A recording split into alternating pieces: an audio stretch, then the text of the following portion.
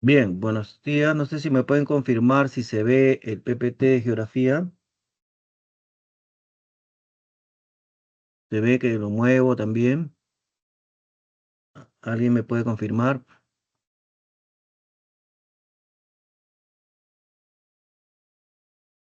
Hola, buenos días. ¿Alguien está conectado para que me pueda decir? Estoy moviendo el PPT de geografía y quiero ver si ustedes lo pueden distinguir o ven que se está moviendo también.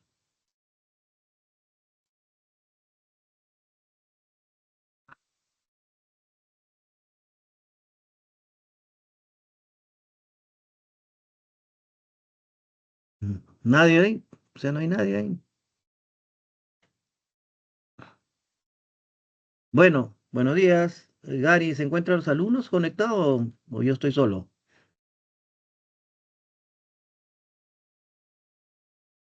Gary, ¿no está?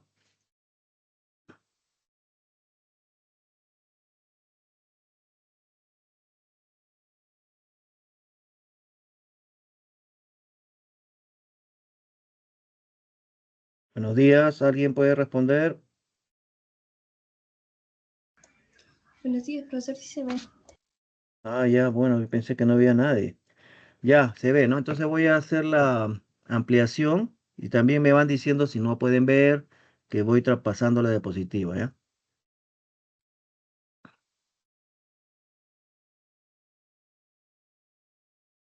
Bien, entonces ahí tengo la diapositiva ya, está en pantalla grande. Se estoy moviendo. Si ven que no se mueve, me avisan, por si acaso, ¿ya?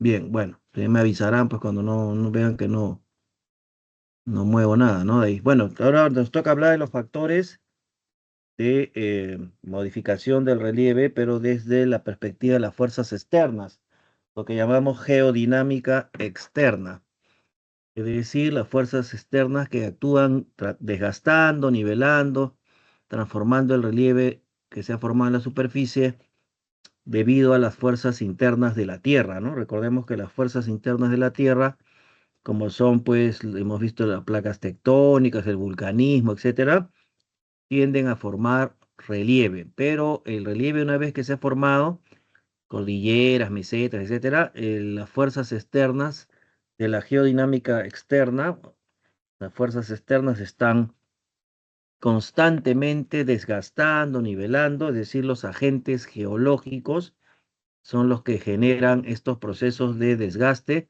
y los vamos a estudiar bajo el concepto de meteorización y erosión, que en el fondo se dan simultáneamente, pero nosotros los vamos a dividir para analizarlo y estudiar mejor estos procesos.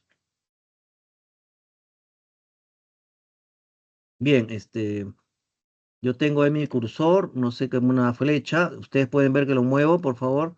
Se mueve el cursor, o estoy moviéndolo. Cursor rojo. Sí. ¿Alguien me confirma si ven que el cursor?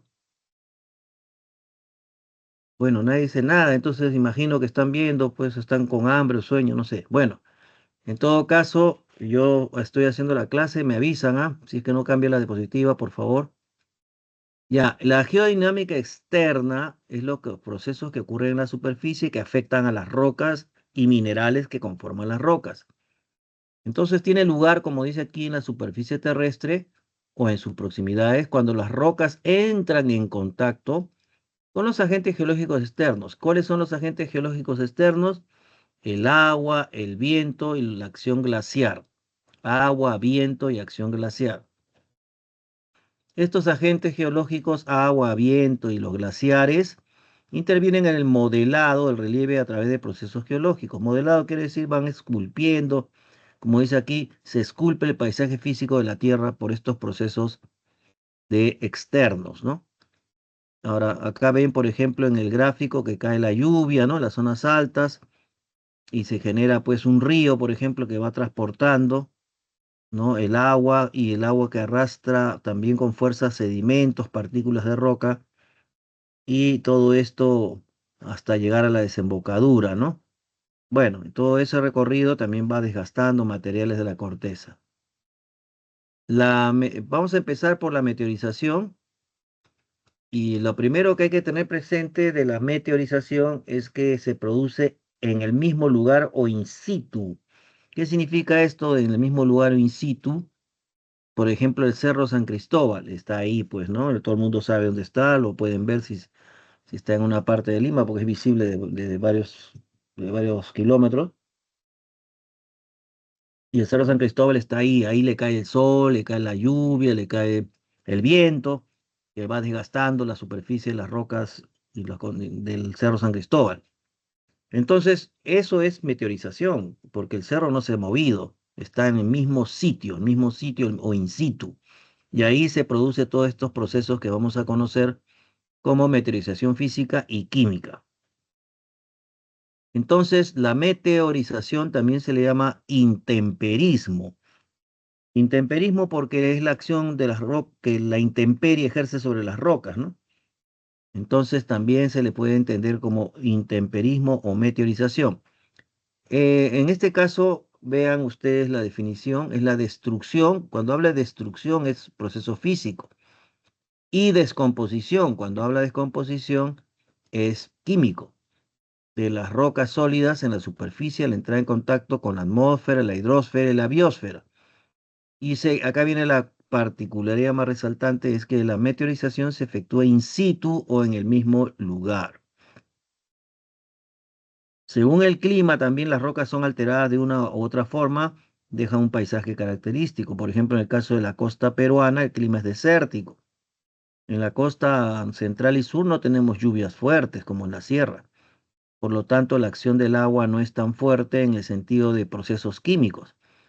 Pero, por ejemplo, en la sierra, que llueve muy intensamente, en la selva, ahí sí se produce procesos, aparte de físicos, también químicos, con mayor predominancia según el tipo de clima.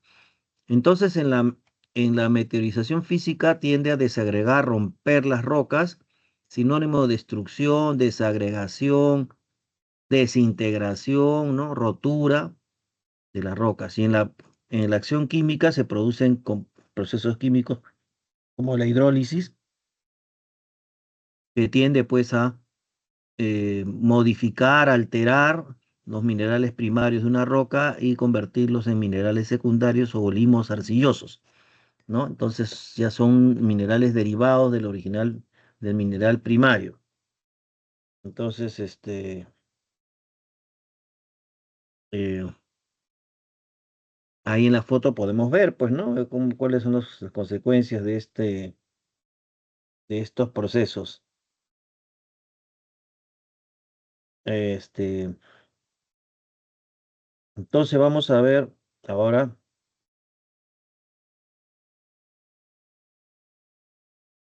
qué son estos, procesos, donde dice aquí, ¿no? Vamos a ver lo físico primero. La meteorización física. Acá vuelvo a repetir, las palabras clave son destrucción mecánica, desintegración, desagregación, rotura. Esos son sinónimos de procesos físicos o mecánicos, como dice acá, ¿no es cierto? Pero estos procesos físicos afectan a las rocas, rompiéndolas en fragmentos cada vez más pequeños o sedimentos. La palabra sedimento significa partícula de roca, ¿no? Sedimentos o partícula de roca. Entonces, eh,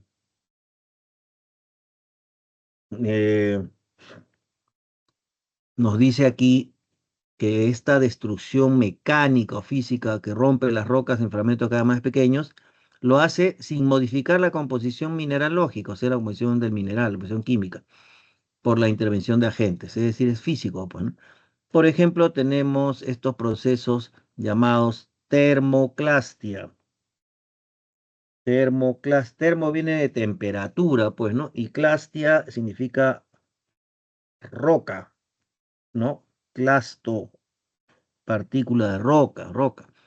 Entonces tenemos aquí, por ejemplo, que cuando se da este proceso de termoclastia, se da porque las rocas están expuestas pues a cambios de temperatura bruscos durante el día y la noche, y estas variaciones bruscas de temperatura pues que puede ser en el día, por ejemplo en la puna, ¿no? En las mesetas, que puede haber bastante brillo solar, las rocas se dilatan, los minerales con el calor. Pero en la noche mismo, en horas, llega bajo cero, entonces los minerales se contraen y ese movimiento de dilatación y contracción de los minerales que componen la roca, con el tiempo hace pues que se empiecen a desagregar, a caer fragmentos o partículas de rocas que poco a poco llegan a romperse, ¿no? La crioclastia, crio es del hielo, clastia hemos dicho rocas, ¿no?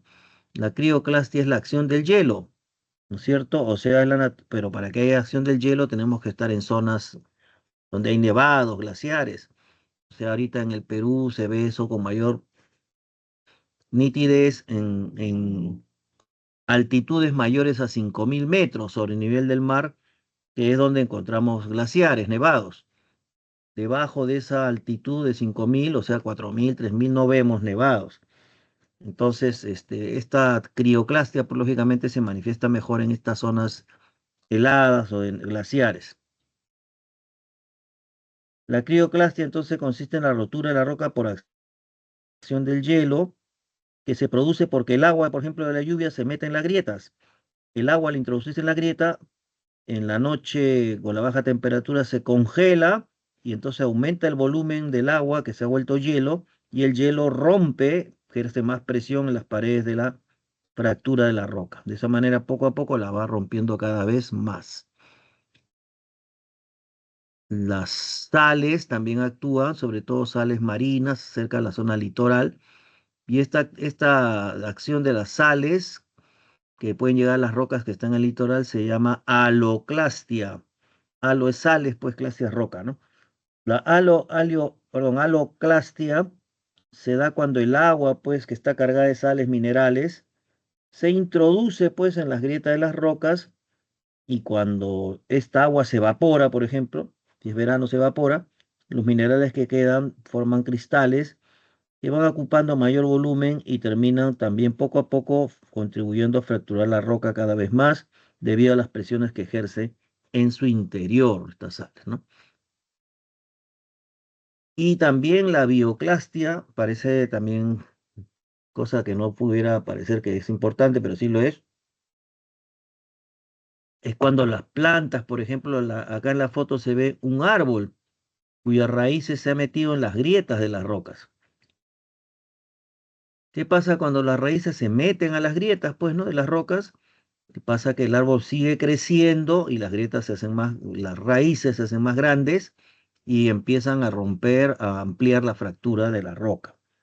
Por eso la bioclastia es la rotura de las rocas producida por los seres vivos, como por ejemplo las raíces de los árboles, pues, que se introducen en las raíces, perdón, en las grietas de las rocas. Como se ve en la foto, ¿no? Acá se ve el árbol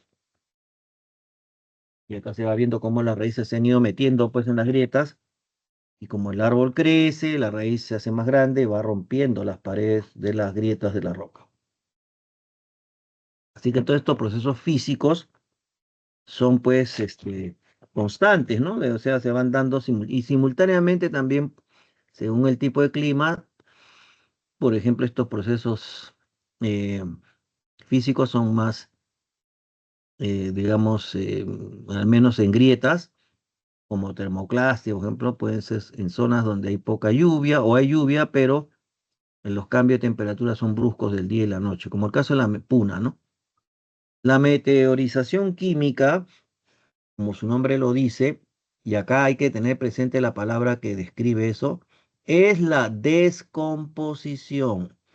Cuando uno ve la palabra descomposición ya debe pensar en acción química. Cuando uno ve la palabra desintegración, desagregación, eso es acción física. Pero como estamos en meteorización química, vamos a ver cómo el agua especialmente, en varias formas de encontrarse en la naturaleza, ayuda mucho esto, ¿no? a la descomposición de los minerales o el material o minerales presentes en las rocas. No se olviden que los minerales están compuestos por elementos químicos, ¿no? Que tienen varios enlaces, pues, y generan cristales, minerales. Y los minerales son componentes de las rocas, sobre todo las rocas de origen ígneo. Produce esta metrización química la transformación química de la roca, alterando los minerales, y esto genera pérdida de cohesión por la acción de algunos agentes geológicos, ¿no?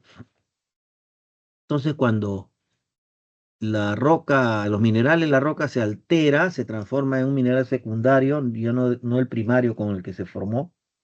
Este mineral secundario es menor, de menor consistencia, ¿no? Entonces la roca pierde cohesión. Por ejemplo, el agua, tenemos el caso de la hidrólisis. La hidrólisis es la descomposición química, pues, de los minerales de una sustancia, ¿no? Cuando se combina con el agua.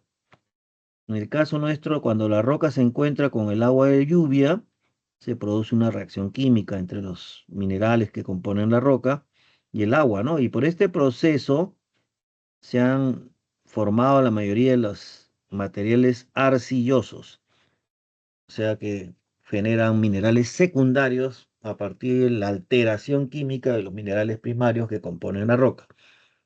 Entonces estos minerales arcillosos también son más débiles, ¿no? Entonces son más fáciles de erosionar o desgastar. Bueno, acá hay una roca ígnea, se nota, y parece que el agua ha estado generando esta oquedad, ¿no?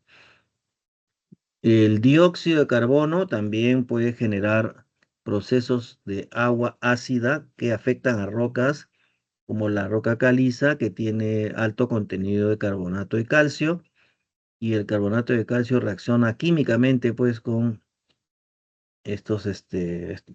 con esta agua ácida, ¿no?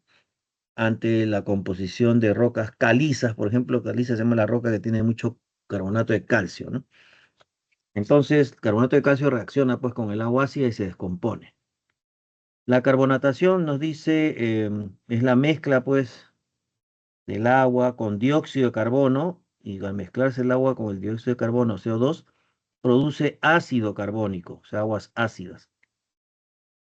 El agua ácida, entonces el agua de esta manera carbonatada, reacciona con rocas cuyos minerales que la compone tienen predominantemente calcio, magnesio o sodio. Entonces se genera esta afectación de estos minerales que tienen estos componentes con el proceso químico de carbonatación, que el agua ácida hace que estos materiales se disuelvan, y incluso si es muy intensa esta acción química de carbonatación, el agua subterránea puede ir formando cavernas, como vemos en la foto, ¿no? Cavernas. Y acá vemos en estas cavernas, por ejemplo, estas puntas que cuelgan del techo, ¿no? Y acá algunos pilares que están en el piso de la caverna. Eso es por precipitación química, es decir, en las partes altas, em, en la parte superior, mejor dicho, de esta formación rocosa, ha habido pues procesos de formación de agua ácida o agua carbónica, y curiosamente pues ha ido esta agua generando un proceso de químico de carbonatación, descomponiendo los minerales de la roca y formando estas grietas o cuevas, las cavernas. Y estos materiales que están del techo y piso son la precipitación química del carbonato de calcio, que forma estalagnatos, por ejemplo, cuando es una columna pues formada pues por la precipitación del carbonato de calcio desde el techo, que va goteando y va formando estos cuerpos que parecen columnas, que en el fondo se les llama estalagnatos. Cuando forman columnas se les llama estalagnato. Pero cuando se parte por la mitad el estalagnato, eh, va a formar lo que llamamos estalactitas, o estas agujas que están en el techo, y su correspondiente base en el piso, estalagmitas. Entonces, cuando se rompe esta columna de estalagnato, se va a quedar el techo colgando con esta aguja o precipitación química, y esto se llama ya estalactita, ¿no? Y lo que queda en el piso, lo que era a continuación y ahora está cortado, el piso es estalagmita. Bien, también tenemos la acción del oxígeno que puede provocar descomposición química de los minerales que tengan alto contenido de hierro. Entonces genera la oxidación. Oxidación entonces es la reacción de las rocas con el oxígeno, ¿no?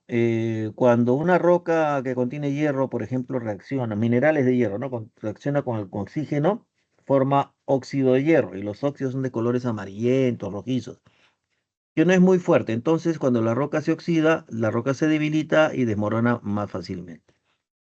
Entonces, acá podemos ver, esta roca está un poco amarillenta por la meteorización química. Seguramente si hubiera tenido más contenido de hierro hubiera sido más rojiza la roca. Pero bueno, pues estamos en esta característica de meteorización química de oxidación. Incluso hay una foto de un cerro de colores, no sé si han visto en el Cusco Vinicunca, que es un cerro famoso que se ha hecho turístico también en Cusco, y es que tiene franjas o estratos o capas de colores, colores amarillentos, rojizos. Eso también es por meteorización química. Y entonces se ve vistoso, ¿no? Digamos que las capas, los estratos o capas tengan colores, ¿no? Pero mayormente predomina el amarillo, rojizo. Bien, entonces queda claro que la meteorización, su principal característica es que se va produciendo in situ, o en el mismo lugar va afectándose la roca de manera física y de manera química. Ahora veamos qué ocurre con los agentes geológicos en el proceso que llamamos erosión. La erosión también desgasta las rocas de la superficie, pero genera, pero los materiales o las rocas, etcétera, son arrastradas por los agentes geológicos que tienen capacidad de transportar, pues, estos fragmentos de roca. Y los agentes geológicos con capacidad de transporte son el agua, el viento y los glaciares. Aunque el glaciar es lento, pero igualmente transporta materiales o sedimentos. Pero la erosión, entonces, ¿cómo se entiende? Nos dice es el conjunto de fenómenos externos, exteriores, que modifican la forma del relieve creadas por la geodinámica interna. Claro, entonces, como les dije, la Tierra está en un incesante proceso de construcción de relieves por fuerzas internas y destrucción de las relieves en superficie por las fuerzas externas. Tenemos los agentes geológicos y los agentes geológicos, el agua, el viento, los glaciares, sobre todo el agua, adquiere a veces formas que son muy conocidas, como por ejemplo que el agua de un río en su recorrido va formando un valle.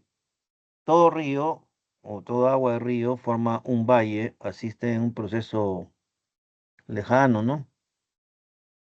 Pero de hecho todo río forma un valle.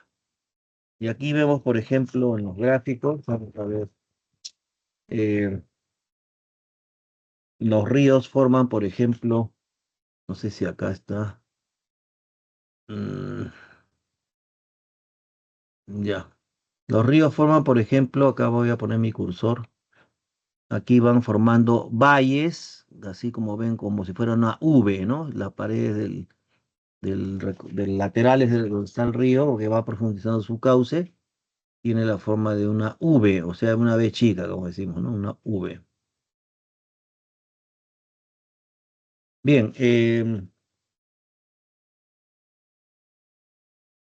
esto es una huella característica erosiva del agente geológico.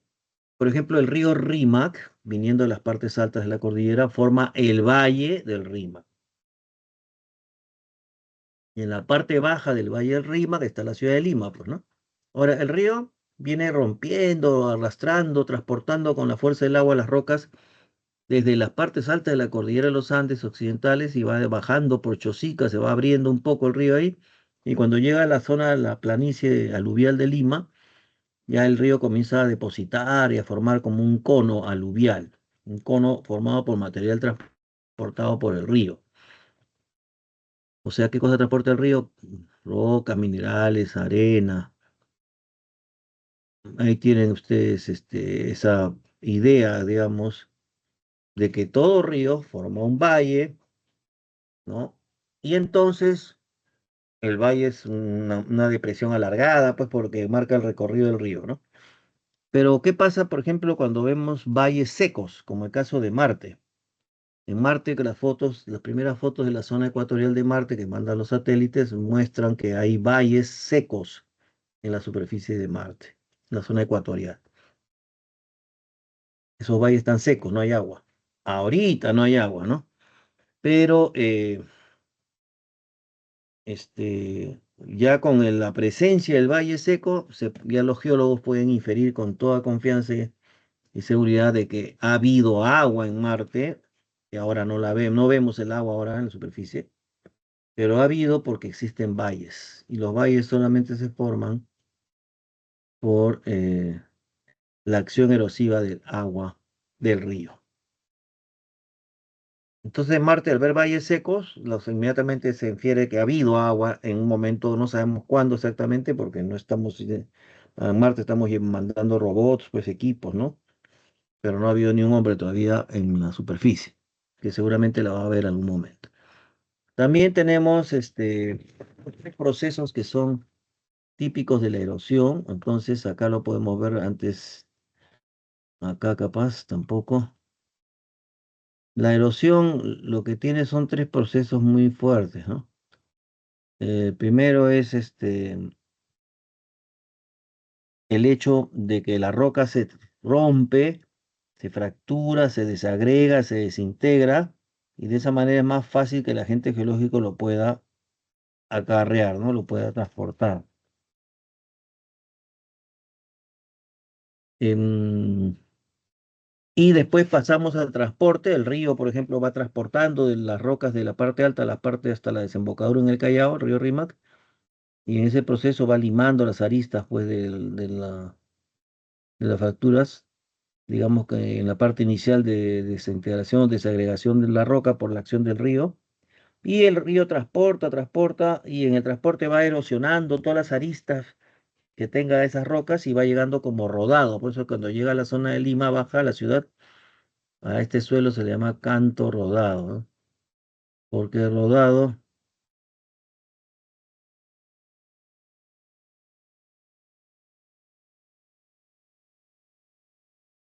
bien.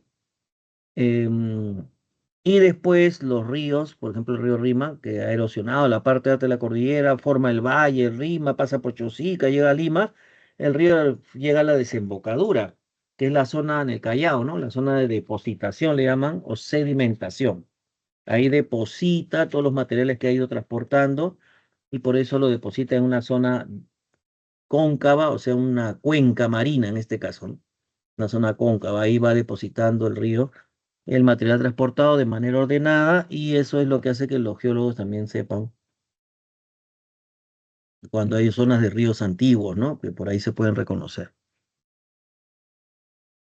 se pueden identificar por el estilo erosivo. Bien, entonces la depositación, que es el depósito, sedimentación también de los fragmentos de roca transportados por el agente geológico en una zona de cuenca o una zona de cuenca sedimentaria, ¿no? Una cuenca, una zona cóncava del territorio donde se va a sedimentar, porque el río desemboca en el mar, sería cuenca marina. Si el río desemboca en un lago y deposita en el lago, es cuenca lacustre, por el lago y así. Ahora veamos, por ejemplo, la acción de las olas.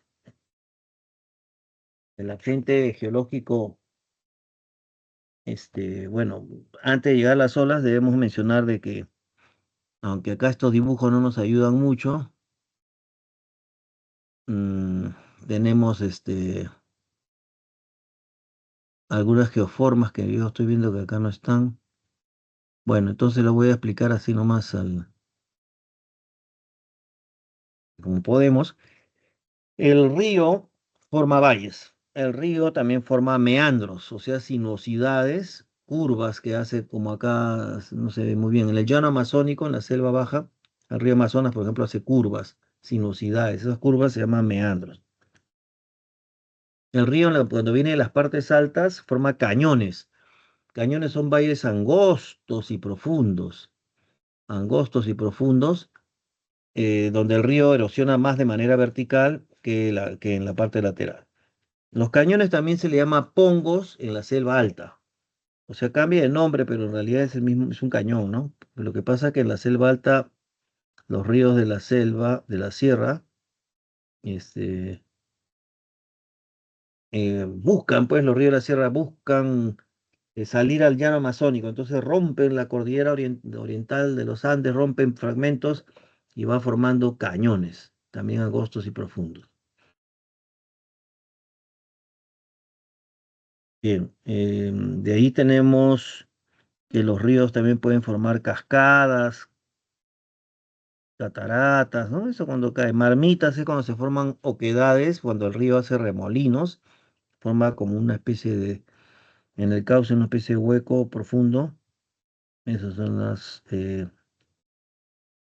en este caso, el río va formando, perdón, el río va formando pues cañones, pongos, como le digo, ¿no? Cataratas y marmitas que vendrían a ser estas oquedades por efecto de la acción del remolino del río y que perfora su cauce formando, generando oquedades que son llamadas marmitas.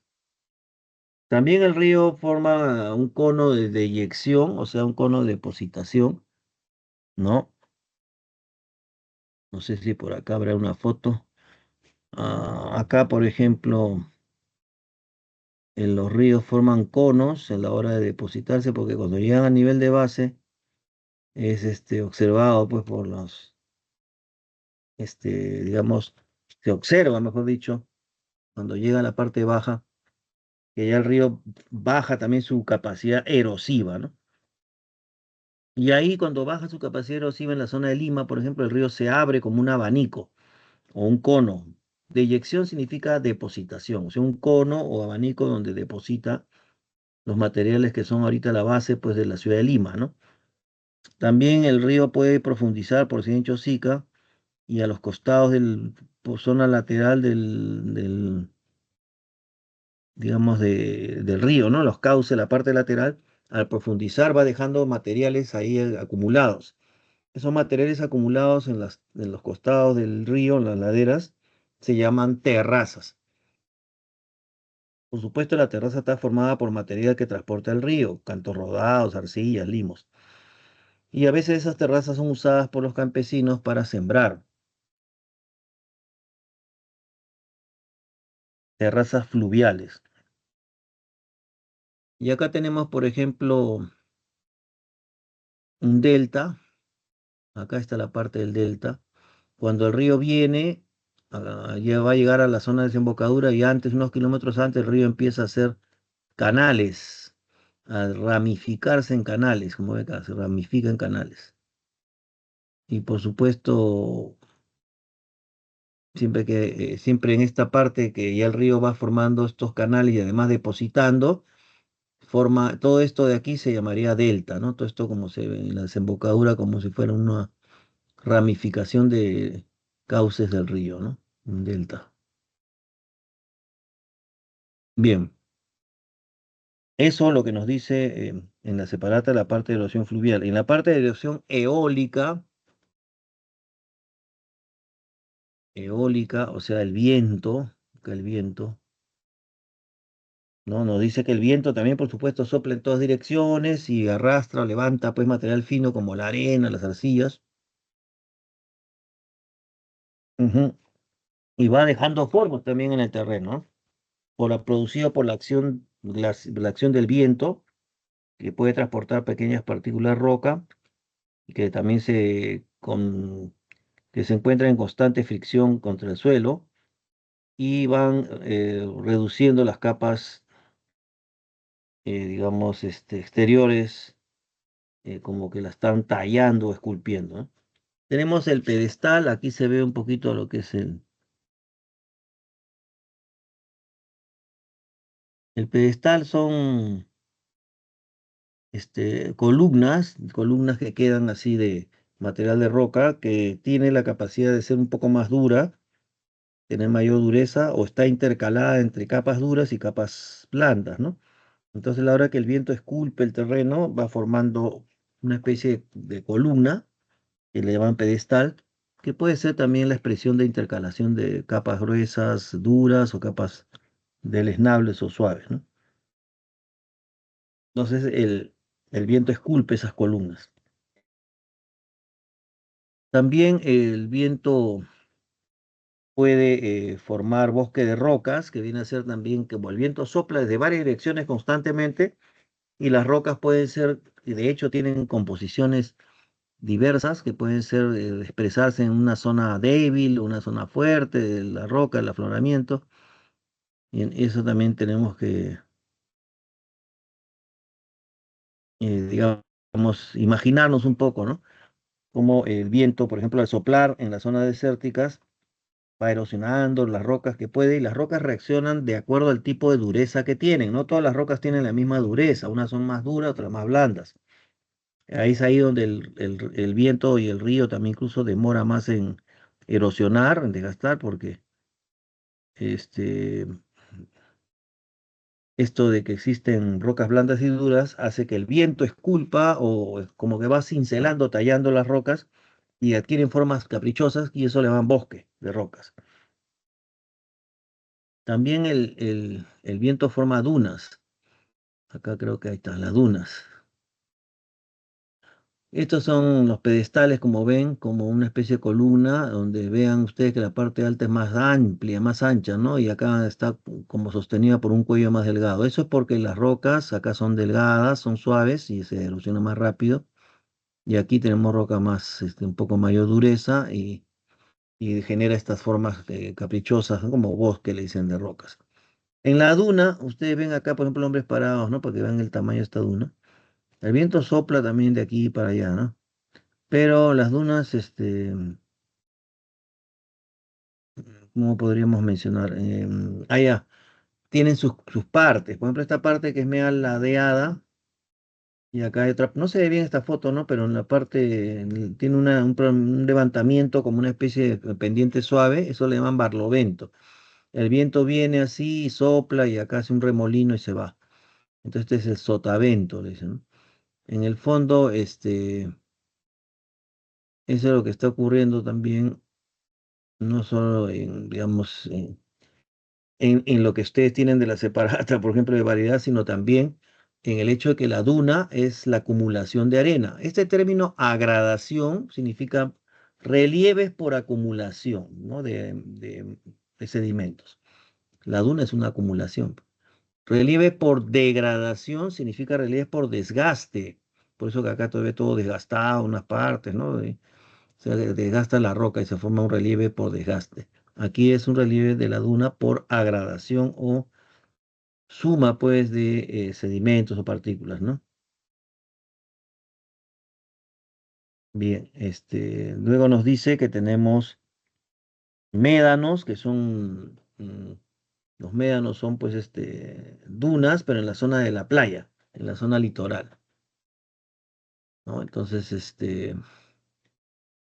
pasamos a lo que dice también loes. Loes vienen a ser intercalación, por ejemplo, de acumulación de arena con polvo, con limo, o sea, es mineral pulverulento, o sea, polvo, que se intercala con capas de, digamos, de arcilla, limo y una capa de arena. O sea, es una intercalación de arena más capas de arcillas, limos. Luego viene arena, otra vez capa de arcilla, sí.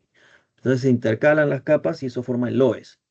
Es intercalación de limos, polvo y arena. Luego tenemos la erosión marina. La erosión marina, que es acción por las olas del mar. Entonces, queda presente eso. La erosión marina se da porque las olas del mar golpean pues las costas de la playa constantemente, ¿no? Va golpeando la playa sin parar. Y las rocas de la playa, del borde litoral, también tienen diversas durezas. Según las diversas durezas, el mar va esculpiendo formas en el litoral, ¿no? Entonces tenemos, por ejemplo, el caso de penínsulas, de puntas, bahías, ensenadas, estrechos, acantilados, farallones. Aquí vamos a ver, por ejemplo, Aquí están las partes de los procesos de erosión que les dije: desintegración, desgaste, transporte o carreo. ¿Quiénes son los capaces de transportar? Los agentes geológicos, nomás, ¿no? Agua, viento y glaciar. Y la sedimentación es la acumulación de materiales erosionados en zonas bajas o cuencas. Bien,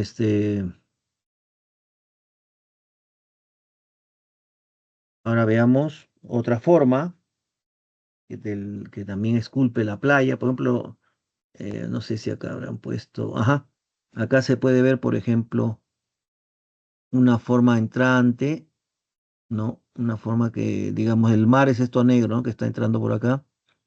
Y aquí tenemos una especie de península, o sea, una especie de rocas duras que soportan mejor la erosión, entonces demoran en descomponerse, desagregarse. Acá esta es una península, ¿no? Como la península de Paracas, etcétera. Acá nos dice punta. La punta también es una porción de tierra del continente que se proyecta hacia el mar, pero es más pequeña y más angosta, ¿no? Es la punta, fue como la punta Callao. También tenemos bahías. Esta es una bahía, por ejemplo. La bahía es un ingreso del continente, del mar, que va golpeando, golpeando y forma esta especie de superficie cóncava. Eso también es fácil de ver en Lima. Cuando uno va a Chorrillos, ve la playa La Herradura. Y la herradura se llama así porque tiene esta forma de U, pues, ¿no? La herradura. La ensenada es muy más pequeña, esta es una ensenada. Después tenemos estrechos, que son los que conectan el mar con el océano con otro, como el estrecho de Magallanes. Acantilados y farallones. Acá vemos algunas geoformas de acantilados, y farallones son como donde el mar erosiona, pero va llegando a la costa y en ese proceso encuentra rocas duras que no están erosionadas por el mar. Y lo que hace el geólogo es, en este caso, reconocer, ¿no? Cómo las formas del litoral son de tal o cual manera por la diversa dureza de las rocas. Por ejemplo, una bahía es porque las rocas de acá son más blandas. En cambio, esta península aguanta mejor, soporta mejor el mar porque es más dura y así. Tenemos también los acantilados, y acá este es un tómbolo, ¿no? Un tómbolo es una lengua de tierra, como ven aquí, que conecta con una isla. O sea, este continente tiene un tómbolo que conecta con la isla. Entonces, este puente de tierra es natural, ¿no? En realidad, ¿y por qué se forma así? Porque el agua ahí golpea en este lado y en el otro, y va en los sentidos opuestos, bueno, y eso va generando diversas formas de relieve, ¿no? Y por ejemplo, este tómbolo, que es este puente de tierra que conecta con la isla. Después tenemos, ay, ah, caray, mm, la erosión marina por acá, ya. Después tenemos, también nos dice, acantilados, que son como zonas de la Costa Verde. Por ejemplo, la Costa Verde es un acantilado, ¿no? O sea, ustedes han visto que uno llega al Larcomar, por ejemplo, está dentro del acantilado. Y de ahí viene uno está en la acantilado de Costa Verde, se acerca y ve abajo, ve la pista y después la playa y el mar, ¿no? Pero el acantilado originalmente se ha formado, igual de la Costa Verde, en otras épocas geológicas, no se ha formado debido a que el agua sucia, ¿no? Digamos, bueno, no agua sucia, sino el agua, digamos, el agua marina, ¿no? Por ejemplo, en la zona de la Costa Verde está media contaminada, usted no ven el agua media marrón, eso es por la contaminación. Pero ese mar que está allí en la Costa Verde ha llegado a la base del acantilado. O sea, no, imaginémonos que está cubriendo la playa y la pista. De frente llega el agua hasta la base del acantilado de la Costa Verde.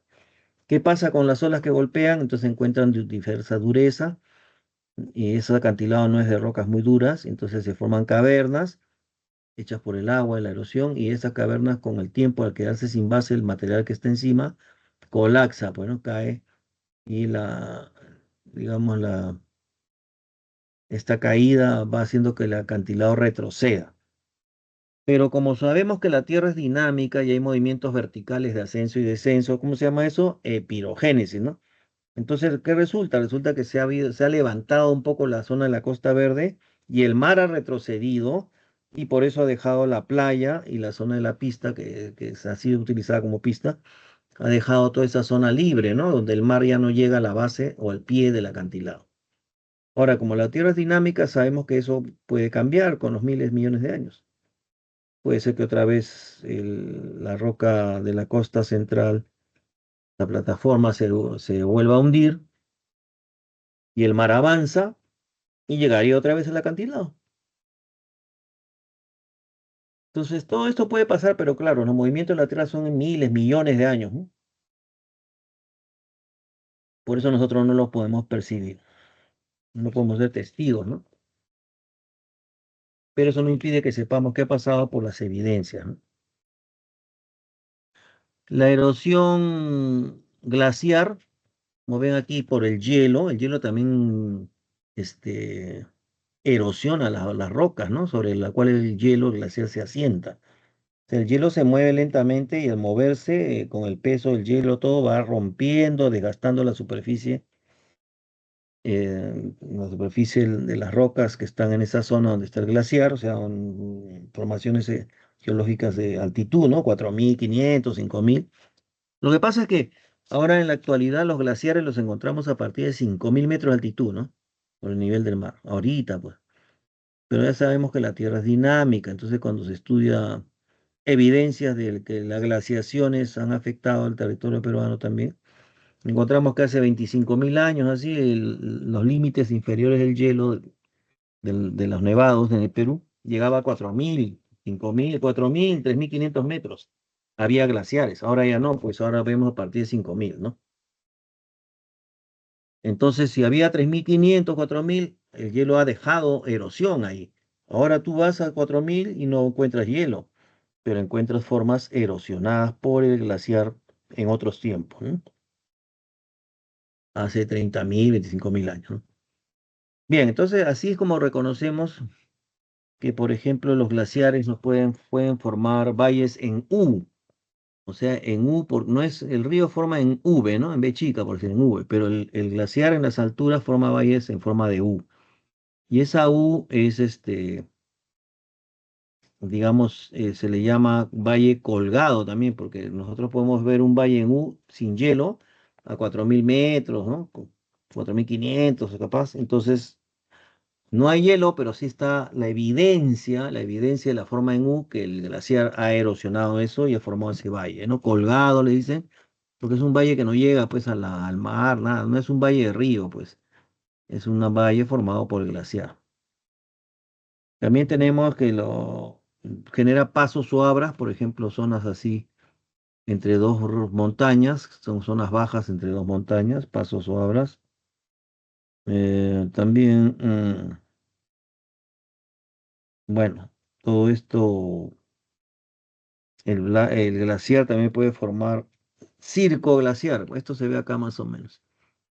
Esta pared de aquí que ven está formando, sí, el glaciar llegaba hasta acá y ha retrocedido, como ven un poco. Entonces, aquí ya las paredes que están empinadas se ven como limadas, arañadas por el glaciar que va dejando estrías en las paredes. Entonces, esta forma media semicircular que tiene acá, por ejemplo, es un circo, ¿no?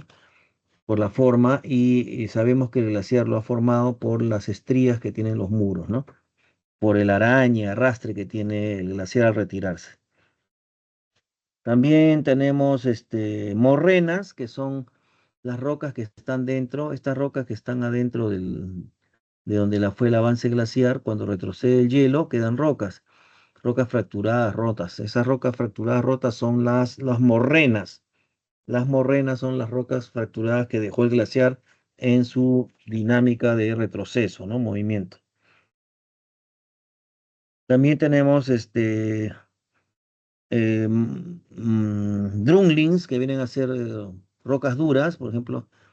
Aquí parece que tenemos una especie de drumlin, que es una roca dura, que cuando el glaciar llegaba por desbordaba todo esto retrocedido, entonces esto se ha mantenido, ¿no? No es como una semicuenca, ¿no? Ni como una cuenca marina. Es una, digamos, zona que ha sido trabajada por el glaciar y que en su proceso de retroceso y erosión de la superficie ha dejado morrenas y también ha dejado ha dejado estas zonas levantadas como si fueran muros, surcos incompletos, que son las dos drumlins. Y también tenemos erosión kárstica, que es esta, le llaman kárstica porque Kars, la palabra Kars, es una localidad de Yugoslavia. Esta localidad Kars presenta este tipo de rocas que ven aquí medias claras, que son rocas carbonatadas, que se llama roca caliza. La roca caliza tiene como componente mineral carbonato de calcio calcita, ¿no? Le llaman calcita al mineral que tiene alto contenido de carbonato de calcio. Ya hemos dicho que el agua ácida que se forma, ¿no? El agua con dióxido de carbono forma ácido carbónico, ¿no? Agua ácida, puede descomponer químicamente esta formación rocosa llamada, por ejemplo, se puede descomponer y también puede generar precipitaciones químicas. Por ejemplo, esta cueva, porque ustedes ven el tamaño de la gente, esta es una cueva que ha sido producto de la erosión. Acá las cuevas y las cavernas son húmedas siempre, ¿ve? Acá hay un poco de agua, que son las que han ido descomponiendo las paredes de las rocas, pues, ¿no?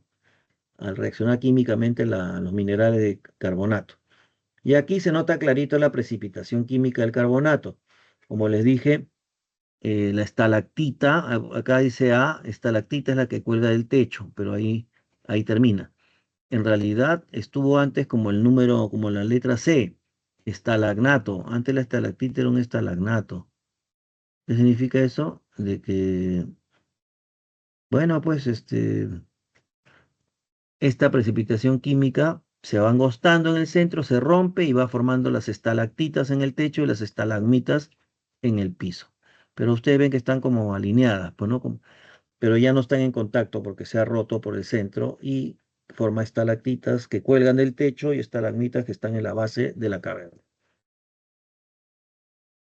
Eso es la erosión kárstica, básicamente. Sumideros es cuando el agua ácida va haciendo huecos y va conectando zonas altas con bajas de las cavernas, y eso le llaman sumidero, que puede llegar hasta incluso formarse por el agua de lluvia, etcétera, que va erosión desgastando pues el techo de una roca del techo de la caverna y puede generar como una especie de embudo, contacto con, ese es el sumidero. Bien, las grutas, bueno, ya pues sabemos que son como pequeñas oquedades, ¿no? No más pequeñas que una cueva y la cueva más pequeña que una caverna, ¿no? Acá sería una caverna, acá está parte de la foto de la derecha. Bien, y nos falta la acción de la lluvia, que es una acción más leve, pues no, no es tan fuerte, porque no es un agente geológico, sino es más también interviene la gravedad. La gravedad no es un agente geológico, es una fuerza de atracción, ¿no? Hacia la superficie de todos los objetos. Entonces la gravedad también puede atraer pues materiales sueltos de las partes de los cerros y si hay un sismo, por ejemplo, también va cayendo las rocas y todo eso va a generar pues depósitos de tipo coluvial, como el que vemos acá, ¿no? O sea, ha caído el material de la parte alta y en la base del cerro se ha acumulado este material en forma de un cono o abanico, pues se dicen abanico coluvial. Coluvial quiere decir que pertenece pues a la precipitación por gravedad de los materiales de este cerro, por ejemplo, y que se tienden a depositarse y caer en la base del cerro formando un cono, ¿eh? Como ven acá. Pero de acá viene, ¿no? De acá viene el material cayendo. Y acá vemos los surcos que son por el agua de la lluvia. A veces el agua de la lluvia que cae fuerte en una región encuentra con rocas que son un poco débiles, ¿no? ¿Qué ocurre? Ocurre que este, mm, estas lluvias, como ven, forman surcos, como ven acá, ¿no? Ven acá. O sea, en la falda del cerro se ven surcos, que es por la constante caída de la lluvia que va, de acuerdo a la poca dureza en algunos sectores del cerro, va formando estos surcos y por la gravedad el agua corre, pues, ¿no? Discurre. Por eso, cuando dicen discurre el agua por la zona de la falda del cerro, por la lluvia, a veces le dicen agua de escorrentía. Agua de escorrentía es el agua de la lluvia que desgasta pues parte de la falda de los cerros, ¿no? También cuando el dos surcos se juntan, porque están muy próximos, se forma como un surco más grueso, se le llama cárcava, ¿no? La cárcava es cuando los dos surcos se unen por la erosión de la lluvia y entonces se va formando como una especie de lomo así de camello, una parte alta, una parte baja, pero un surco, ¿no? Un surco ancho. Entonces, cuando es un surco ancho intercalado a una parte alta, se genera franjas así de parte baja, hundida, parte alta, hundida, parte alta, baja, ¿sí? Esos son cárcavas, ya. Y eso es porque también las rocas tienen diferentes durezas y el agua solamente va desgastando lo que puede, pues, ¿no? Y ahí ayuda mucho la gravedad. Bien, hasta ahí entonces la parte de geografía. No sé si hay alguna pregunta. Aquí tienen los ejercicios, creo si está acá. Ajá, están las claves, creo. Ahí está, esa es. A ver, ahí tienen las claves, copien para poder resolver las preguntas. ¿Alguna consulta ahí, algo? Mientras vamos, van copiando. Ya saben que pueden prender el micro y preguntar. Hacer una pregunta, disculpen. Sí, sí, pregunten nomás.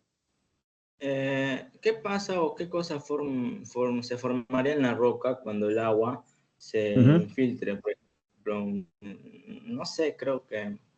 Por eso te pregunté, o sea, en la roca, no digo, el agua se adentra en la roca y lo va moldeando desde dentro. Desgastando. Acá, Ajá. acá va desgastando, mira. Acá en el agua de la lluvia, ¿no? Va desgastando y corre el agua de la lluvia, pero hablamos de lluvia fuerte, pues no es como en Lima, en la costa, que es lluvia garúa. Esto ocurre, las lluvias fuertes ocurren en la sierra, en el caso del Perú o en la selva, ¿no? Pero esta lluvia sí es suficientemente fuerte como para correr, discurrir por la superficie de la montaña y forma estos surcos. Ahora lo erosiona, lo desgasta, desgasta. Es como que si fuera un río pequeñito, ¿no? Pero no, no es un río en realidad porque es un surco nomás. Eso es lo que pasa, desgasta las rocas. Ahora, el desgaste se produce también por la diferencia de dureza que pueden tener las rocas. Y en el caso de la lluvia, que esta agua es correntía, es también por gravedad y por la pendiente empinada de la montaña, ¿no?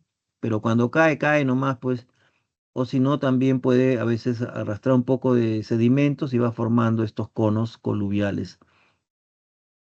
Ya, ¿qué es lo que quería, qué más querías preguntar? Que el agua cuando toca la roca, bueno, la puede tocar con fuerza y desgastarla, lo que se llama degradación, o la puede descomponer también, o la puede arrastrar y depositar materiales en una zona formando un relieve, eso sería agradación.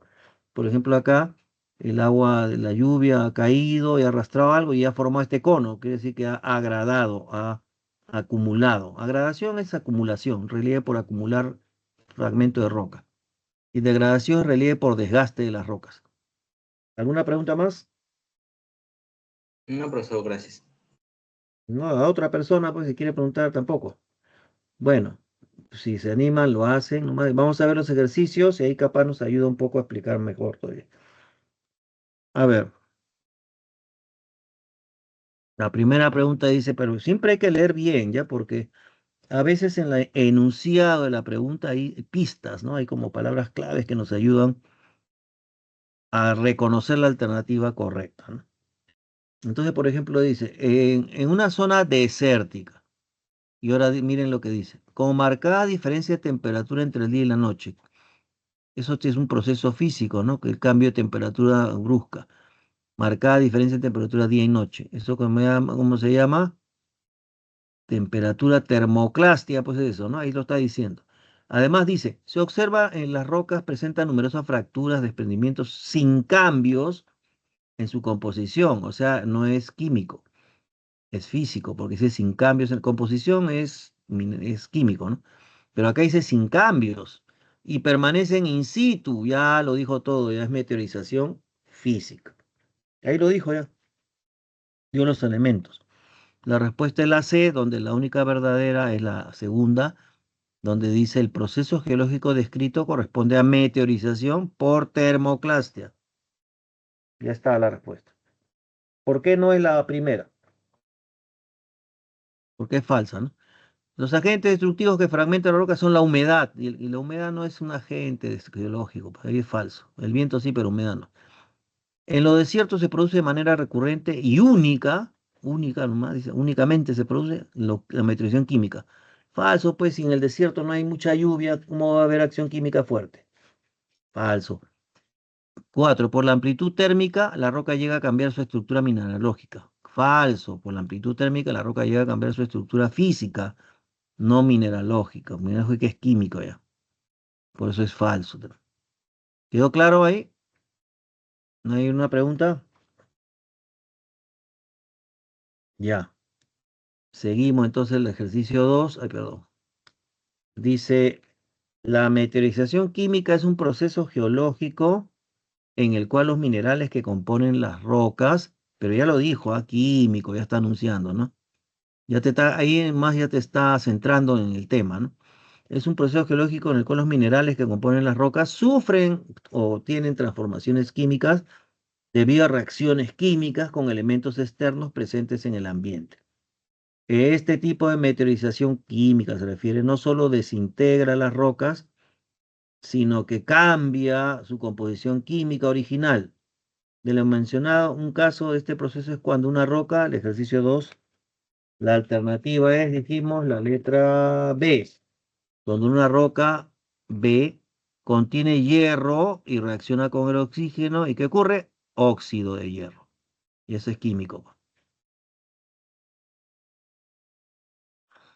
Ahora, ¿por qué no es la A? Pues porque dice, presenta su grietas sales minerales que reaccionan formando cristales. Eso no es un proceso que, como el cual dice, genera descomposición química, ¿no? Transformaciones debido a reacciones químicas. Por ejemplo, cristales no es una transformación, se está confirmando la misma composición. C, porque es falso, posee hielo, dice, este aumenta el volumen actuando como cuña. Pero la acción de cuña no es química, pues, es física. D, se expone a altas y bajas temperaturas. Ya eso de alta y baja termoclasia es físico, no es químico, por eso es falso. Y la E es expuesta al monóxido de carbono y el monóxido produce sulfuro. No, pues es ácido carbónico con agua. Ahí nomás está falso también. ¿Quedó claro? ¿Y ahí? Porque es la letra B, ¿no? La respuesta. La que sigue, 3 dice, un delta es una formación geográfica en la desembocadura del río cuando el flujo de agua disminuye, entonces al llegar al mar y va formando unos canales, ¿no? O un cuerpo de agua grande, lo que provoca que los sedimentos transportados, o sea, cuando el mar va a llegar a un lago o a un cuerpo grande, quiere decir al mar, por ejemplo, ¿no? Provoca que los sedimentos transportados se depositen antes de llegar a la desembocadura poco a poco, ¿no? Entonces, estos sedimentos están compuestos por arena, arcilla, limo y otros materiales que el río arrastra a lo largo de su curso. El relieve descrito tiene un origen erosivo, erosivo o sea, el delta, pues, ¿no? Está hablando del delta, ¿no? El delta es un proceso, es un tipo de relieve de qué tipo? C, de agradación fluvial. Como acumula sedimentos antes de la desembocadura, es agradación, o sea, acumulación. ¿Y quién está impulsando la depositación? El río, o sea, fluvial. No es degradación marina porque no es desagregación marina porque está viniendo por el río.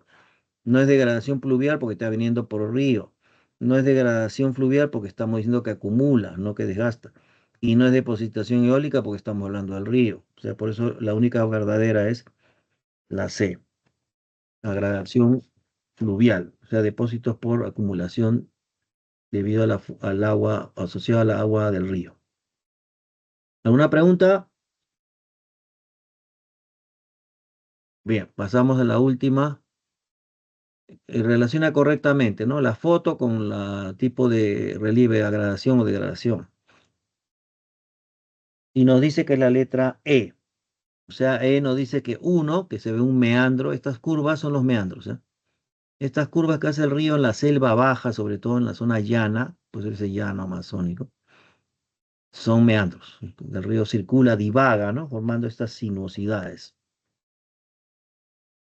Uno con B, pero de todas maneras es un tipo de relieve por degradación fluvial, pues porque el río va moviendo el cauce en forma de de una sinuosidad y el cauce es un desgaste, ¿no? 2 con C, acá se ve una isla y acá se ve un puente de tierra, es un tómbolo, pues, ¿no? Un tómbolo es el puente de tierra que conecta el continente con el mar y eso sería agradación marina, ¿no? Por eso que se ha formado ese puente de tierra natural. 3 se ve el hielo, glaciares acá arriba. 3 va con D, degradación glaciar, o sea, el río, el glaciar va desgastando el relieve, ¿no? Y 4 que se ve estalactitas, estalagmitas, que se ve que es una caverna, pues, ¿no? Entonces, eso va con A, que es agradación kárstica. Bien, ¿quedó ahí alguna duda, alguna pregunta, sino para pasar a cívica? ¿No hay preguntas? Nada, ninguna pregunta. Voy a pasar a cívica. Pregunten si todavía tengo la diapositiva de geografía a la vista, ¿no? Si no hay preguntas, pasamos entonces. Ya, voy a dejar de compartir este,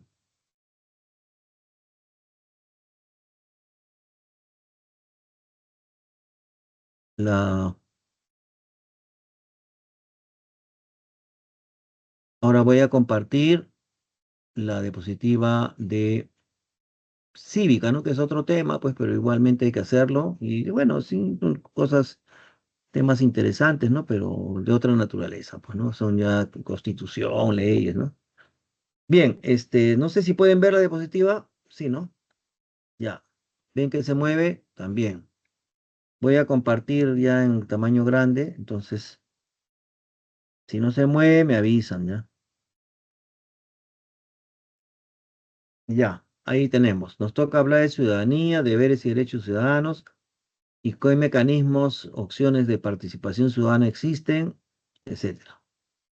¿Qué es la ciudadanía? Bueno, ante todo debemos reconocer que todas las personas que tienen 18 años, y dice condición jurídica, política, ¿por qué es jurídica?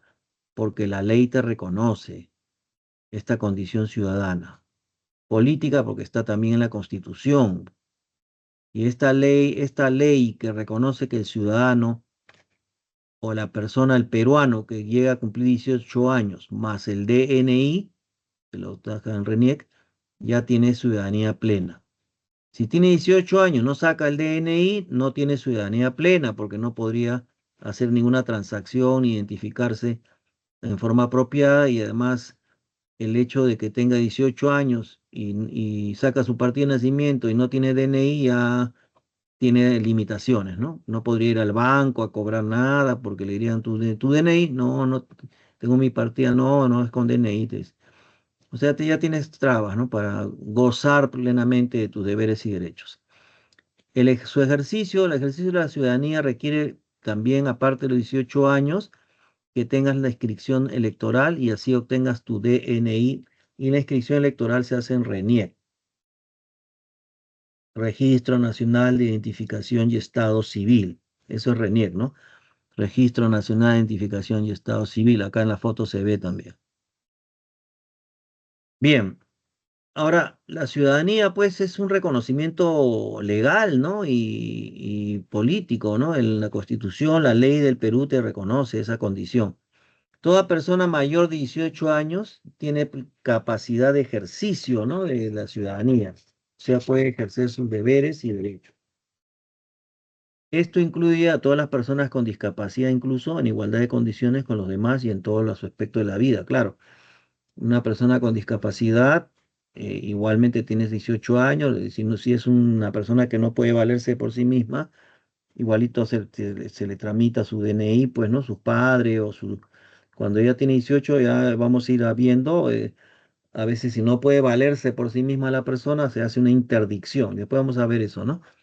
Quiero mencionar también que los ciudadanos tenemos esa condición y todos somos iguales ante la ley. Por lo tanto, eh, los policías, todos son ciudadanos pues, que están trabajando, los otros ciudadanos civiles de la sociedad civil, no somos militares, somos civiles. y estamos pues sujetos de derechos y deberes, ¿no? Reconocidos por la ley, por la Constitución. De esa manera se entiende como en Chile, por ejemplo, cuando uno va a Chile, cualquier ciudad de Chile, tú ves a los policías en Chile, le llaman carabineros, ¿no? Tú le preguntas a un policía en la calle de Chile, le dices, señor, disculpe, buenos días, ¿dónde queda la calle tal? El policía chileno carabinero, le llaman, te dice de frente, sí, sí, ciudadano, buenos días, ciudadano, te dice. De frente te dice ciudadano. ¿En qué le puedo servir ciudadano? Te dice. O sea, no te dice señor, ni no te dice ciudadano. Porque ya inmediatamente te da a entender ahí que el policía de Chile tiene bien claro que esa persona es ciudadana y tiene deberes y derechos, ¿no? O sea, no lo ve como cualquier persona desprotegida, nada. Le reconoce su condición jurídica política de ciudadanía, ¿no? Bueno, pero también nos dice que esta ciudadanía incluye a todas las personas, pero en capacidad en igualdad de condiciones con los demás. Bueno, luego nos dice de que la ciudadanía tiene plena capacidad de ejercicio, o sea, ¿no? Se puede ejercer la ciudadanía, a ver, con, digamos, plenamente, ya con tu edad 18 y tu DNI. Implica también que todo lo que tú hagas ya es una responsabilidad personal, ¿no? Ciudadana. Por eso dice, implica un mayor compromiso frente a la sociedad y frente a ti mismo también, porque ya vas a responder por tus actos, ya no es tu papá, tu mamá, sino ya tú eres un ciudadano y tienes que responder por los actos y las consecuencias que puedan provocar. También el ciudadano tiene capacidad política para intervenir en asuntos públicos, claro. O sea, el ciudadano puede votar, puede participar en la solicitud de un referéndum o consulta popular. Podemos tener iniciativa de ley si juntamos los requisitos de número de votos, número de firmas que respalden este pedido. La revocatoria también es para revocar autoridades elegidas por votación, desde el gobernador hasta el alcalde, ¿no? De provincia, distrito, ¿no? Alcalde, regidores, gobernador, regidores, pero la revocatoria no procede ni para los congresistas ni para el Poder Ejecutivo, el gobierno, ¿no? La remoción también es para poder remover del cargo a algún funcionario público que no ha sido, no es, digamos, designado, mejor dicho, ese funcionario público no es por votación, sino ha sido designado. Es como que el alcalde de Lima, López Aliaga, ese sí ha sido por votación, ¿no? Es alcalde por votación. Y él designa a su teniente alcalde o al director administrativo de la Municipalidad de Lima. Designa en el cargo de confianza. Entonces, ese administrador no es, o director administrativo no es por votación, es por designación del alcalde. Es un cargo de confianza. Ya, si uno quiere sacar a esa persona designada por el alcalde, ¿no? Que no es por votación, sino designada, se tiene que hacer remoción.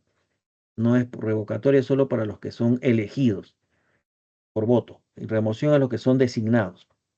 Demanda, rendición de cuentas también es un derecho que tenemos capacidad de pedirle cuentas, información de los gastos que hace el alcalde o el gobernador regional o el alcalde del distrito o provincial sobre alguna obra pública que de hecho está evidenciando que hay gastos de dinero para hacer una pista, no sé, y que a lo mejor un grupo de vecinos del distrito si piensan de que no es el costo, quieren saber cuánto dinero ha costado hacer esa pista y porque sospechan que hay malos manejos, ¿no?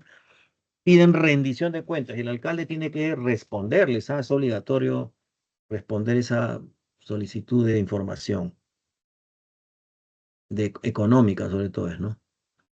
La capacidad jurídica, según el artículo 3 del Código Civil, significa que todo ciudadano tiene capacidad de goce y capacidad de ejercicio, pero en el caso del goce se da desde que naces, ¿no?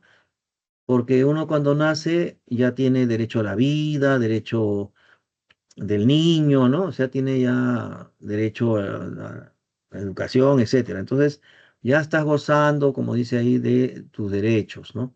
Así seas un recién nacido, tus padres te van a tutelar, ¿no? Tus derechos hasta que tengas 18 años, ¿no? Después ya tú mismo vas a seguir tu camino, ¿no? Digamos, tus decisiones. Pero también el goce es la actitud que tiene el sujeto para ser titulado de derechos y deberes.